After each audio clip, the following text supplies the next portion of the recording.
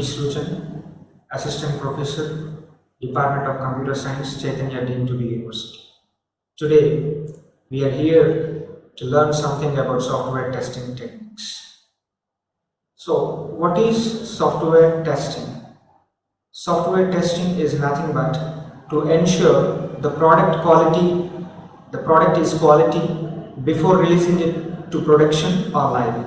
That means before releasing it to production or live, we should see that the product is quality, because a user always expects a quality software. In order to deliver a quality software, the software should meet all the requirements given by the user.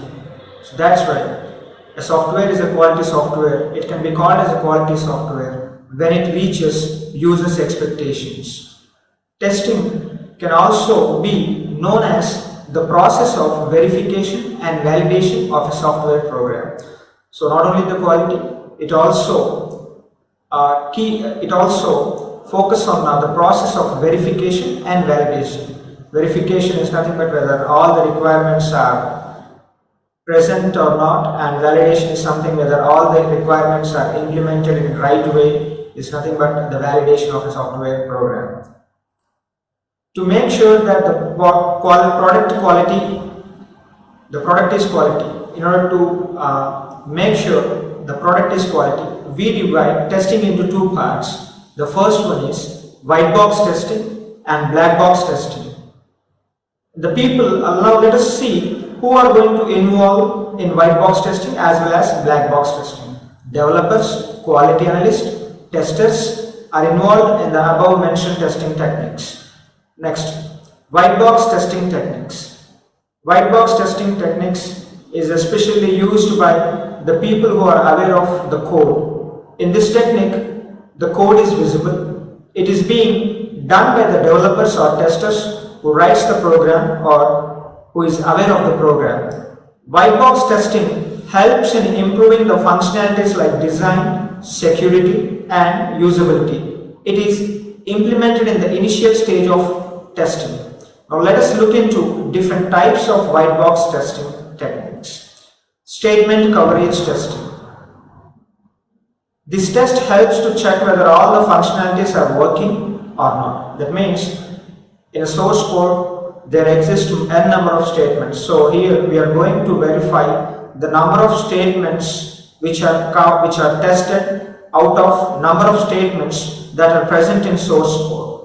Next technique is branch coverage testing. Branch coverage helps to verify all the possible branches in the aspects of lines of code, and even it finds the abnormal behavior in a software. That means it's going to focus on all the branches from a decision point, whether they are covered or not in a test. The next type of test is mutation coverage test. It is performed to recheck different kinds of bugs in software. That means what happens is here, in case of mutation coverage test, they are going to mutate some statements in source code. Mutate means change. They are going to change the code with different, they are going to change the statements with different inputs. By giving different inputs, they are going to observe the changes and make sure that those changes will not reflect the source code, or else they are going to make sure that the changes are being rejected by the existing source code. Next test is unit testing. Unit testing is done if a tester wishes to check the specific unit of code is functional or not. Next, in order to implement all these things, we need test scenario and as well as test case. Coming to test scenario, it is a statement that describes functionality of the software to be tested. Functionality means here, for example, if we have a registration in application form, if you are trying to test a registration block, what happens is a registration consists of a user ID, password, and a submit. So all these three together is called as one scenario. So registration has some user ID has some cardinals, password has some cardinals, and submit is related to the button. So now the whole registration is related with three different test cases. So here in this particular scenario, we have three different test cases like user ID, password, and the submit is related to button. Now test case. Test case is a set of actions executed to verify particular functionality. That means here what we are supposed to observe is in a scenario, in one scenario we may have n number of test cases that depends upon the scenario and as well as the requirements. Next, black box testing. So the black box testing is also called as a closed box testing. Which especially focus on the functionality of the testing.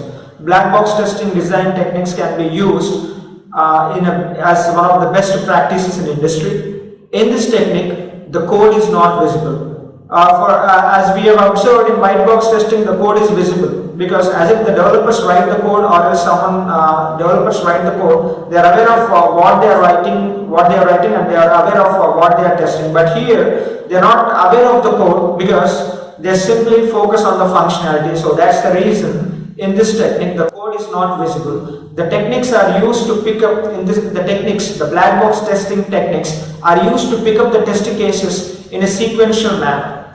Now let us look into the different testing techniques of black box. The first one is boundary value analysis. It is the boundary value analysis is based on the testing boundary values of a valid and invalid partitions, because the input values near the boundary have a higher chance of error. Let me explain you with an example. For example, in a registration portal, if a user ID is going to accept only 1 to 8 characters, or else if there is a particular range, the character should be like 1 to 8 or else 1 to 12. So what happens is, if you give the characters, select 0. So 0 is not accepted there because the range is given from 1. The boundary is 1, minimum boundary and a maximum boundary. The value should the value should rely in the mentioned boundaries. If you give 0, it's not going to be accepted, but whereas 1, it accepts. But if it is more than 8, as we have assumed in between the 1 and 8, the range is between 1 and 8. So if it is 8, it is going to accept. But if you give more than the boundary value, if you give the value which is more than the maximum boundary value, that is 9, it's not going to accept. So that's the reason the boundary value test is especially based on valid and invalid partitions. As I told you, because the input values are near the boundary values have a higher chance of errors. Next, equivalence class partition. It is this type of testing technique is used when there are huge number of test cases. As I told you, in boundary value analysis, there are valid inputs as well as invalid inputs. For example, if there are 100 test cases to be tested, and 40 are valid test cases and 60 are invalid test cases. 40 are valid and 60 are invalid. So now see, if we, instead of testing all the 40 valid test cases, if we test one valid test cases is enough, instead of testing all the 40 valid test cases. Similarly, in order to ensure the invalid test cases, we need not to test the remaining 60 invalid test cases. If we test one invalid test case is worth enough, because it reduces the time in testing the test cases. We need not to test the entire 40 valid test cases. We need not to test the entire 60 valid test cases, because testing one from the valid test case and testing one from the invalid test cases is worth enough. Because of this, we can reduce the time in testing. Next is decision table. This is the other testing technique of the black box testing technique. So this is a systematic approach where different input combinations and their behaviors are captured in a tabular form for the future correspondence. Next, in order to implement this black box testing techniques, we go through with the test life cycle, which has the following phases like requirement phase, planning phase, analysis phase, design phase, and implementation phase, execution phase, and closure phase. Coming to requirement phase, this phase includes analyzing and the study of requirements. This phase helps in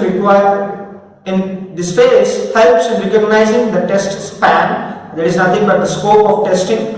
In this phase, the testing team focus on the requirements which are testable. It means they're going to ensure the number of requirements to be tested. That also known as what are the requirements to be tested and what are the requirements that are not to be tested. In planning phase, the team plans for the resources that will be useful for the testing.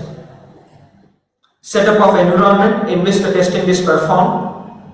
Scheduling of testing activities. That means they are going to plan when to initiate the test and the people who are participating in the team and the environment where exactly the testing should be performed, under which environment. That is nothing but they might use different tools for automating the scripts or something else, and scheduling the testing activities. So which team is going to test which build, which team is going to test the functionalities which corresponds to that particular build. Next, design phase. In this phase, the testing teams write the test cases and also write the scripts for automation if necessary. It means based on the test scenario, the teams are going to write the test cases, so that, and also they are going to identify if there is a scope of automating the test scripts are identified in this phase, and also the verification of test cases is done here. Next, implementation phase. Here what happens is implementation of created test cases is done in this phase to ensure the correctness of test cases, because whenever we write a test case, we are going to follow a certain procedure. This procedure includes test case description, what is the actual output and what is the expected output, because the expected output should match with the actual output. Right? The expected output should match with the actual output. So that's the reason. So this can be observed only when the test cases are implemented, but not simply writing the test cases. They are supposed to implement and they are supposed to run the test cases. So running the test cases is nothing but the implementation part. So here in this case, when the actual meets with the expected, or is the vice versa. Because as I told you initially, a software is called as a quality software when it reaches the user expectations. So user expectations is nothing but here matching out the actual output should match out with all the expectations which are already expected by the user. Next, execution phase. In this phase, testing team will be conducting testing by the following test plans developed. Identification of defects, bugs takes place during this phase. Thank you, viewers. Let us see more videos in the upcoming sessions. That's all for now. Thank you.